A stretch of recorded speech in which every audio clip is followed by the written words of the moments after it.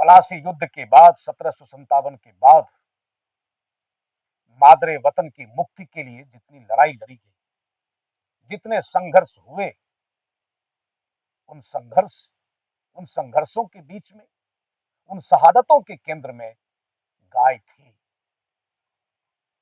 1857 की लड़ाई आपको याद होगा, गाय के चरवी सवाल बने थे। मंगल पांडे ने विद्रोह किया, बाबू कुंवर सिंह, बहादुर शाह जफर, तमाम लोग अंग्रेजी हुकूमत के खिलाफ में 1857 में अपनी आवाज बुलंद की।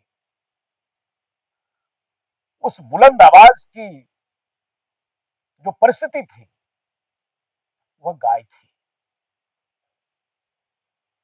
और 1947 के पहले 19वीं सदी की बात को छोड़ दें, 20वीं सदी में भी चाहे महात्मा गांधी हो, चाहे तिलक हो, जितने हमारे क्रांतिकारी रहे हैं 20वीं सदी के, सारे क्रांतिकारियों ने गाय को सवाल बनाया। सच बात तो मैं यह कहूं, आजादी की लड़ाई लड़ी ही गई थी गाय की मुक्ति के लिए। गाय की मुक्ति के लिए गाय बीच बहस में थी और गाय को लेकर के हम कुर्बानी देते रहे। लेकिन दुर्भाग्य से आजादी के बाद जब देश आजाद हुआ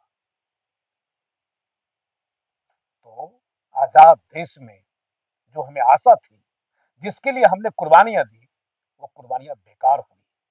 प्रतीक के तौर पर पंडित नेहरू ने अपना पहला चुनाव चिन्ह, 3 चुनाव, लोकसभा के चुनाव कांग्रेस जब लड़ी तो उसका चुनाव चिन्ह था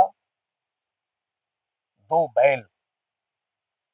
हम प्रेमचंद की कहानी 2 बैलों की कथा पढ़े होंगे, लेकिन राजनीति में 2 बैल कम महत्वपूर्ण नहीं थे। किसानों को फुसलाने के लिए, किसानों के साथ रिश्ता बनाने के लिए कांग्रेस ने अपना चुनाव चिन्ह ही 2 बैल रखा। आज बैल नंदी आज इतिहास बन गए हैं। आज और 2 बैलों के बाद, 3 चुनाव के बाद, फिर 69 में जब कांग्रेस विभाजित हुई तो फिर चुनाव चिन्ह के रूप में गाय और बछड़ा छाप मिला। हम सभी साथी जानते होंगे, गाय और बछड़ा ये कांग्रेस का चुनाव चिन्ह था।